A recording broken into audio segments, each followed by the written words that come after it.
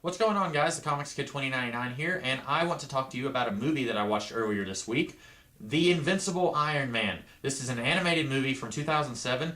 It is, I think, the second in Marvel's line of animated movies. They started doing these in the mid-2000s. The first one was Doctor Strange.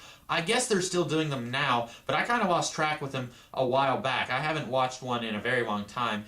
So this movie is basically the origin of Iron Man, but it's kind of different than any origin of Iron Man that you've seen before. This came out the year before the live-action Iron Man movie, and from what I understand, they pretty much knew there was going to be an Iron Man movie coming out the next year, so the big reason that this movie was made when it was made was to kind of capture some of that audience that was getting excited for the live-action Jon Favreau Iron Man movie, and put this out there, hopefully to get people who are interested in that other Iron Man movie to watch this. The plot of the story is that Stark Industries is raising this ancient Chinese city in China, raising it to the surface, and this city is where the ancient Emperor, the Mandarin, ruled. And there's this group called the Jade Dragons. They are trying to prevent the city from being raised.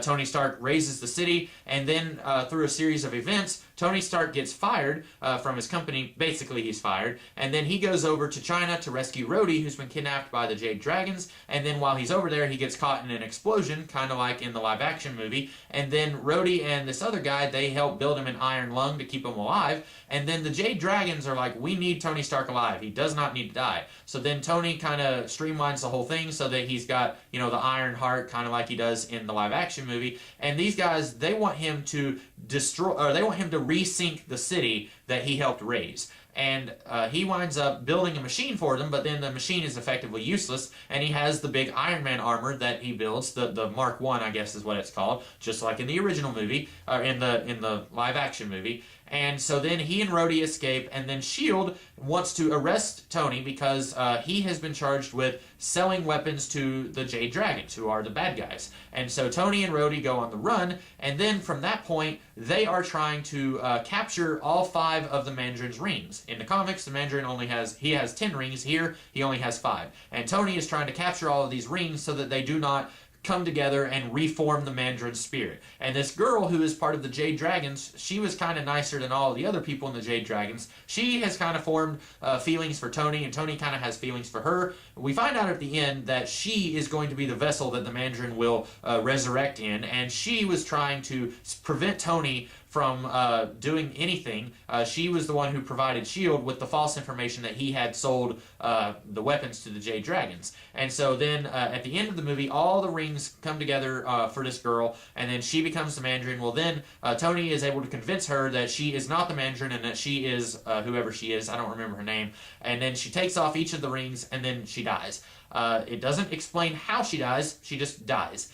This movie is not very good. I'm just going to go ahead and say that. Basically, as I said at the beginning of this video, the whole thing really just feels like a cash grab. We have a live-action Iron Man movie coming out next year. Let's just throw something together. It doesn't have to be good. And then Iron Man fans and people excited for this other Iron Man movie will buy this. And that really feels like what they did. I don't necessarily mind changing the Mandarin so much because I didn't mind that they changed the Mandarin so much in Iron Man 3. I thought that it was really clever and effective in Iron Man 3. Here, it really just kind of feels like they just took the Mandarin's name and threw it on something that was completely, totally different, which I guess technically that's what they did in Iron Man 3, but whatever, I'm not going to talk about that here.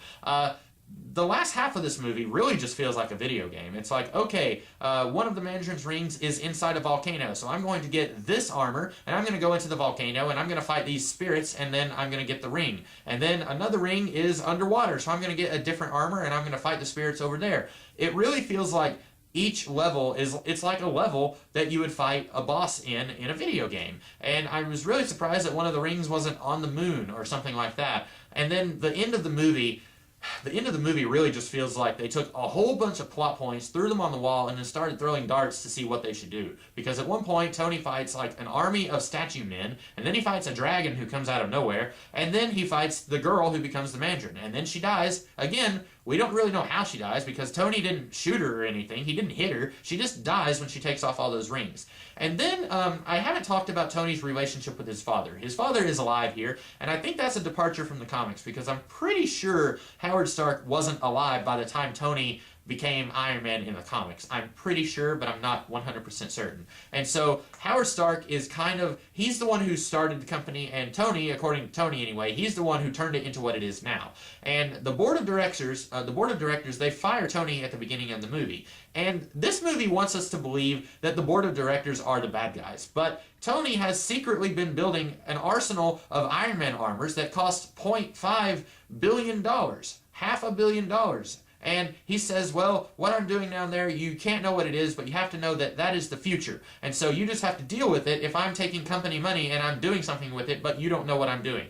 And then this movie wants us to think that Tony, we should feel sorry for him because he got fired for doing something that he should have been fired for. The board of directors are totally in the right to fire him for this. And then at the end of the movie, we find out that Tony has bought all the public shares of his company, kind of like in Batman Begins. In fact, it feels very much like it was stolen from the end of Batman Begins. And then he and his father, they have a reuniting moment, and then they fire all of the board of directors. And the problem is, in the 2008 Iron Man movie, that movie makes me hate Tony Stark, and then it gradually makes me like him. By the end of that movie, I've really come to care about him as a character. This movie does not do that. This movie wants me to feel sorry for him when he gets fired, and I don't, because they were totally justified in firing this dude. And then you've got his relationship with his father, which is very weird. At one point, Tony believes that his father is actually the one who framed him for selling weapons to that Chinese militant group, and then he goes and he confronts his father with it, and his father basically just says, you have to understand that this company was built on weapons. His father, I don't believe his father ever actually says, I didn't do that. He just starts yelling at his son about being an irresponsible businessman, which, to be fair, he is. But he never comes right out and says he didn't frame his son. So for 3/4 of the movie, I was under the impression that he did. And then that girl who's in the Jade Dragon, she says, no, it was me. And I'm confused. I'm like, why didn't Howard Stark just say he didn't do it? This whole movie, I honestly can't think of anything good in this movie.